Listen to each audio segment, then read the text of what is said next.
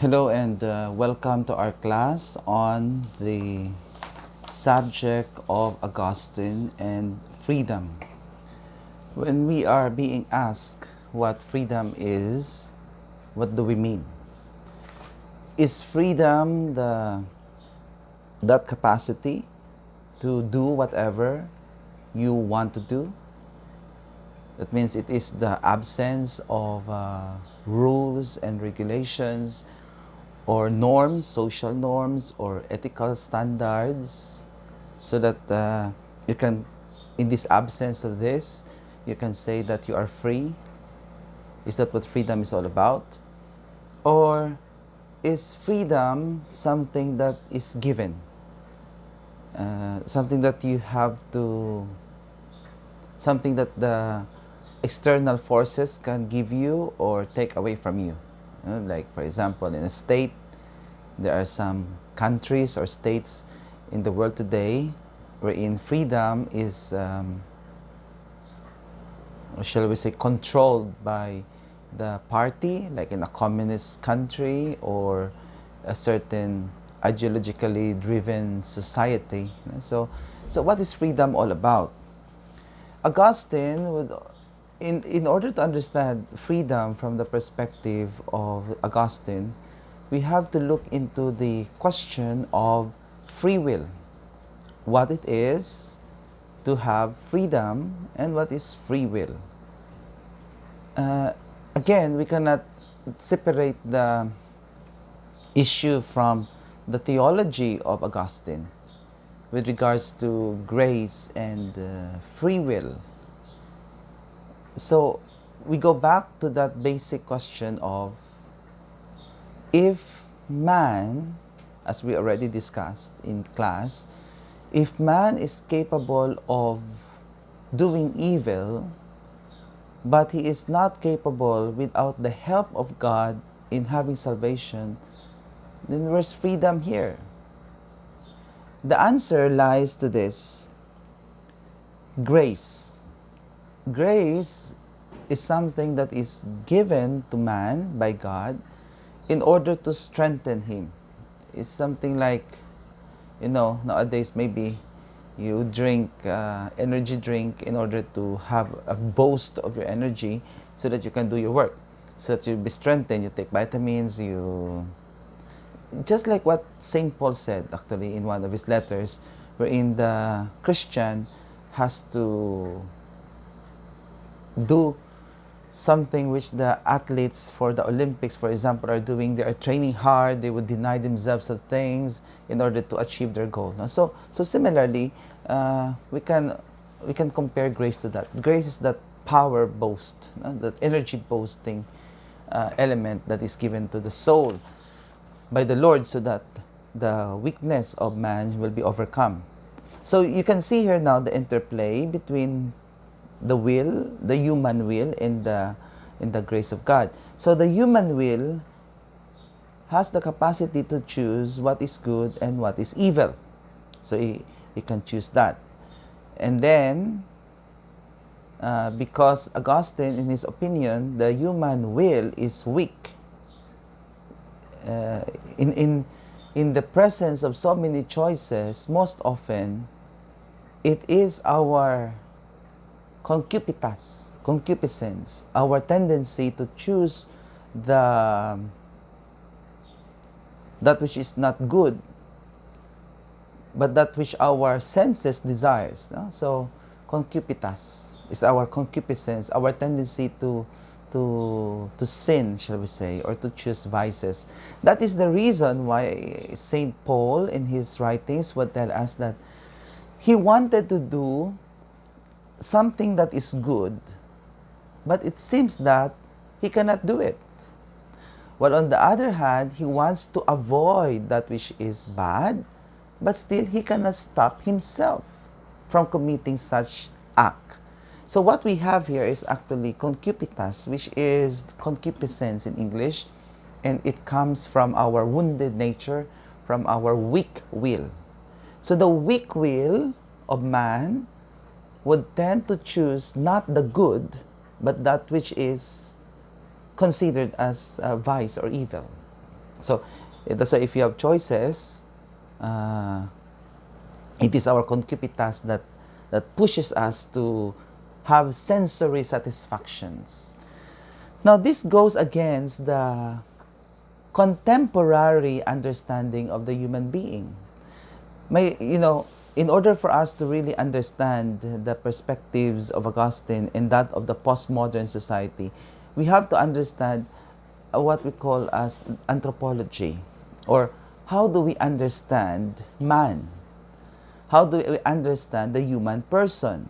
And there are many philosophical, ideological, and religious perspective on this. So that will be your assignment for this session, to identify some of these sociological, psychological, or ideological perspectives on what is the human person. So it's the anthropology. So let's go on.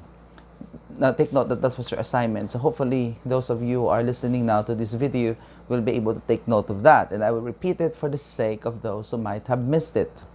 I said, you identify some of the, not all, there's so many, just get maybe two, which you think is the most emergent or prevalent in nowadays with regards to the sociological or philosophical or psychological anthropology or understanding of man, which is separate or different from that of the Christian or Catholic understanding of the human person. Okay, now let's proceed. So our understanding of man would enlighten or educate the way we understand freedom. So there are proposals, like for example in psychology, which is secular, of course, and in fact it started as a kind of a reaction to, well, theology in some sense, or in philosophy. Psychology would tell us that in order for the person, well, basically, generally, I mean, not necessarily specific theories, but generally, the principle is the human person is made up of, not made up, but there are passions, desires in the human person. There's that longing for whatever needs, no, for the satisfaction of the needs. And if the needs are not satisfied, then there might be some trauma or some back issues there that would also influence the decision making and the action of the person. So a person who is deprived, for example, of basic needs will act in a certain way. And the same thing also with a person with whom there is no, for example, no sense of self-fulfillment or satisfaction. And so what do we do in psychology? We try to navigate through the complexes and the complicated, shall we say, paths of thinking and feeling and responding. And we try to come up with a person. Pero the most basic intervention will be to satisfy it, to satiate that need, to fulfill that need in various forms. On the other hand, Christian anthropology proposes a different understanding of man. For us who have faith, we believe that man was made in the image and likeness of God. He is more than just his needs and passions and, complexes. He is beyond that. Why? Precisely because he or she are made in the image and likeness of God. Male and female, God created them. So our understanding now of the human person is that this human person is not just a psychological being or a social being, but he is a son or daughter of God, made in his image and likeness. And that will now mark the difference. Because what we have to see is the ontology, the nature of its being and its teleology. So, what am I? Who am I? And what I am for? So those questions would now influence the way we understand freedom. If we are made in the image and likeness of God, and we are made by God for Himself, then we can see that our freedom is enlightened by that reality. So therefore, evil will always be the wrong choice. Evil will now be the wrong path to self-realization. So, question now, is it not that your freedom are restricted? Precisely because in one way or the other, the choice is already laid out to you. And what is the choice? The path of goodness, the path of virtue. So parang you have no more choice kasi it's already there. Oh, this is the path now that you have to travel. Is it unfreedom? No. The answer to that is, of course, no.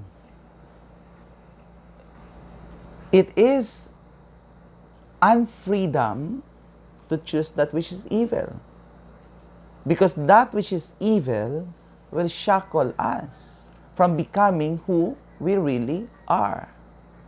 To choose that which is evil is to hinder our realization into the full image, with quotation marks, of course, with the full, into that image and likeness of God that was covered by our original sin and by the concupiscence of our, which we have in our being, because of the original sin and because of the sin of Adam and Eve, or in other words, because of the sin of the human nature that we have, that was marred by that was brought about by Adam and Eve. So here now, I hope you got the distinction now. Freedom here in the Christian anthropology, and particularly in the understanding of Augustine, is that is to unfold ourselves into the person that God meant us to be, and that is in the image and likeness of God by which we were made. So, a person who thinks that he has freedom because he can choose anything, is actually not choosing rightly. And in fact, he is not free. What he is doing is that every time he chooses that which is evil, he is putting chains to himself. And later on, he will be under the control of his own concupitas or concupiscence. An example, for example, you are a person who likes to drink, for example. So 1 bottle, okay, 2 bottles, 3 bottles, and so on and so forth. And then you come because you find joy there. It started with social interactions. It's good to, drink while talking to your friends, hanging out, etc., etc. But later on, if you are not, and there are cases, of course, that, it depends on the circumstances, that you become addicted to alcohol. And so what do? You want to withdraw, but you can no longer withdraw. You have become alcoholic. And you find satisfaction in alcohol. So, is that freedom? Of course not. So what happened now is you become enmeshed in your own desire to be satisfied.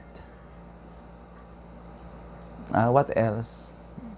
For example, I'm not. It's not really addiction all the time, but can be. It can be addiction to certain substances or even to certain persons. Like, you know that this relationship is not giving you anything good because of the reasons, like it is a relationship that is not uh, ordained by God, like between man and woman, or between, what I mean is, because you're entering into a relationship wherein it is not um, within the within what God wanted it, for example. So, but you will claim nga, no, Father, even though I am in this relationship, but I find love here, I feel satisfied here. Well, in psychology would tell you, okay, go ahead. But the Christian anthropology that we are trying to discuss now here would tell you, no, it's not. It's not freedom at all. It is being shackled by your concupitas. It is not caritas at all, because the object of your love is wrong. So you cannot love that which is not um, objectively for that. So so how do I say this without without trying to offend sensitivities here? I give you a good example na lang. I mean, and I think I said this in class also, like couple A and couple B, they are married respectively to their partners, and then they fall out of love because you feel in and then you fall out also. You fall in, I mean, you feel, is my English correct? You feel in love, but sometimes you also fall out of love. So couple A and couple B respectively fell out of love with each other, and the wife A met husband B. But take note that the marriage is still valid. It was not annulled. So it just separated and went on their way. And so wife A and husband B met and they fell in love with each other. Now, is that love?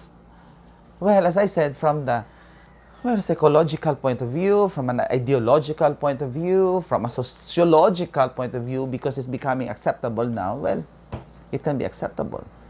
But is that acceptable in Christian anthropology? No, of course not. Why? Precisely because you are not yet freed from the bond of marriage that wife A entered with husband A and husband B with wife B.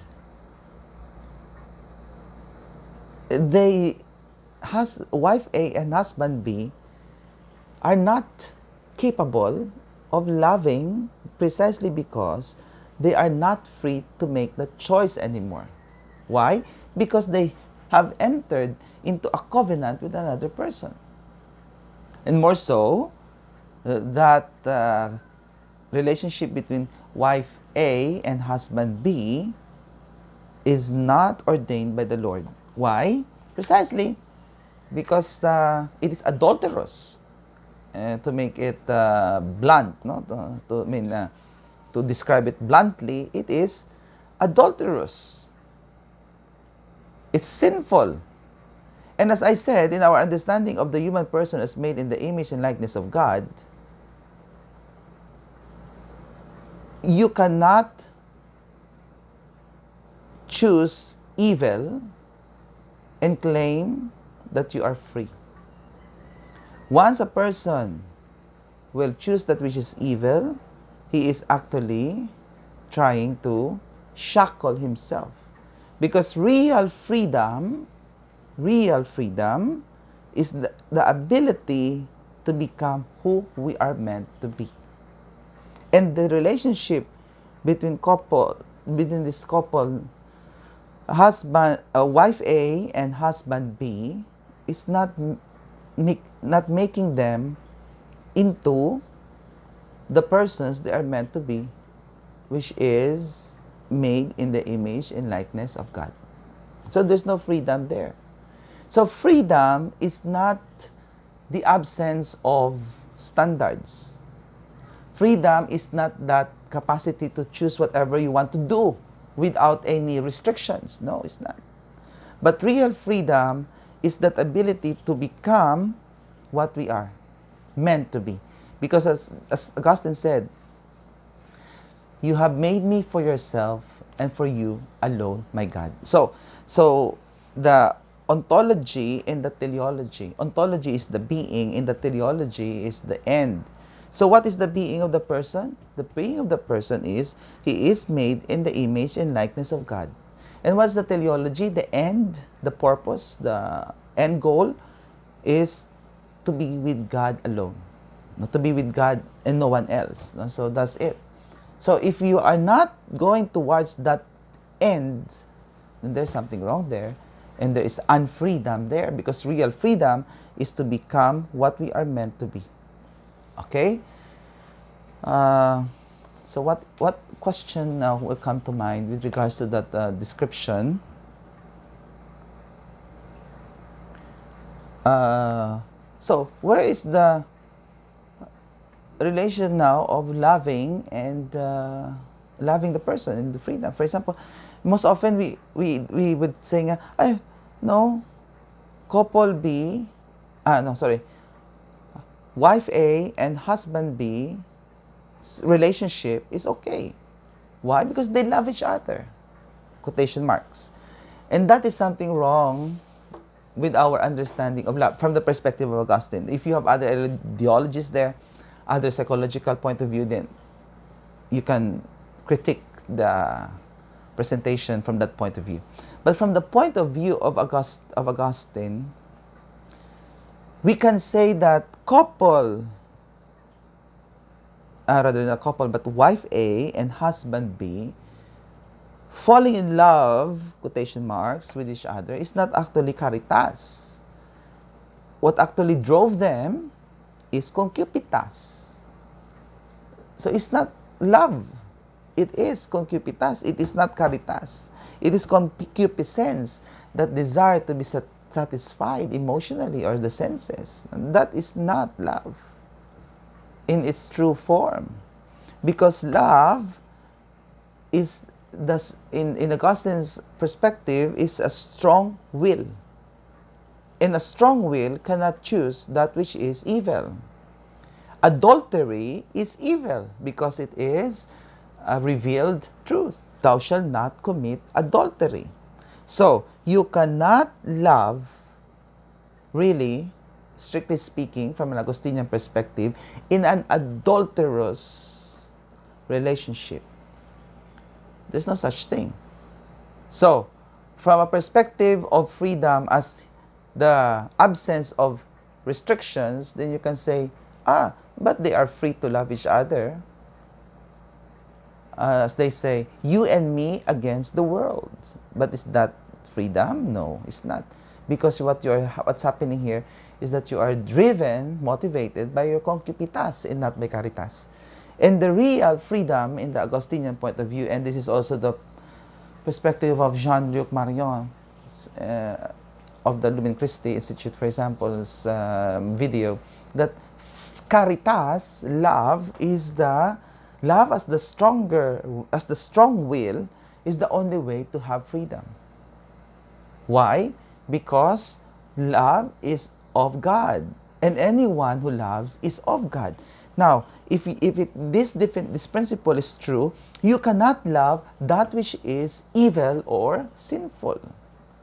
So you get that point of view now? So, even though it would seem to be satisfying psychologically, emotionally, financially, or whatever domains of needs that is being satisfied there by that relationship, it is never caritas. Precisely because it is not good. It is adultery. Of course, what I'm saying would only make sense for those who are of faith. And if you don't have faith, if you don't believe in God, or rather, you don't believe in the teachings of the church, that of Augustine, of course you can say nga, it's not. No, love is everything. Yes, love is everything, but love as the godly love, as caritas, not as concupitas.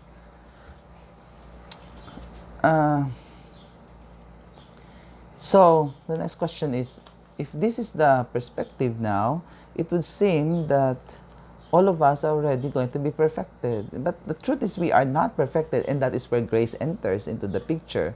Precisely because it is the grace of God that will continually, if we allow it, because we can also block it from our lives in some sense, if like you choose really to commit evil and to avoid that which is good, which is the opposite of what is to be, then you can of course set aside grace. But that is precisely what is happening in the life of Augustine. It took him a long years. It took him long period of prayers from Monica and so on and so forth. The tears of Monica flowing in order for Augustine to leave behind his concupitas. And that is living together with his beloved lover, who became the mother of his son, but without the benefit of marriage. And that is adultery. That is in, shall we say, adulterous or marriage or something. But there's no, you can't really say adulterous because they are both unmarried. But that is, in a way, fornication, if you want to use that word. No? So, so Augustine and that lady, whose name was actually not mentioned, but tradition would describe her as Milania, they are living in a relationship that is not good. Monica offered a lot of prayers, years of tears, before Augustine realized that this relationship with Milania is not of true love. It is out of concupitas in some sense. No? Looking back now, of course. But of course, it was truly love. But from the perspective of Augustine, it was love. Well, everyone who is in love will feel that way. This is love. But if you're going to look at it, as Augustine realized, it was actually his concupitas, his weak will, that made him to persist into that relationship. Of course, without condemning Milania, because if you notice, as I already mentioned this in class, in the Confessions, he would even praise Milania for being more virtuous than himself, no? than Augustine, because Milania loved Augustine, and Augustine might have loved Milania less than what Milania gave. No? So in a sense, it's not putting down the woman as the Milania's as being at fault. No. Because some feminists would say, that's too much. We are putting Augustine at a pedestal while we are condemning Milania to be the, offending party or the temptress. No. It's not that way. So, the point that I'm making here is, we have to make a distinction with regards to loving and caritas, as caritas and concupitas. So a relationship that is not good will always be, in the perspective of Augustine, or from the Augustinian perspective, to be more precise, is always under the rule of concupitas rather than caritas. And as I said, real freedom is only achieved by caritas, because caritas will move us towards God. I think that is only the basic teleology of the Augustinian spirituality. Anything that will lead us away from the Lord will be something that which is not good. So freedom, as I would like to repeat it now, is not that ability to do whatever you want to do. No, it's not. because you want to do something, you're free to do it, and then that's freedom. No, it's not freedom. Freedom is not the absence of restrictions or rules or regulations, but it is rather that process by which we become what we are meant to be, and the way towards that is caritas. Thank you.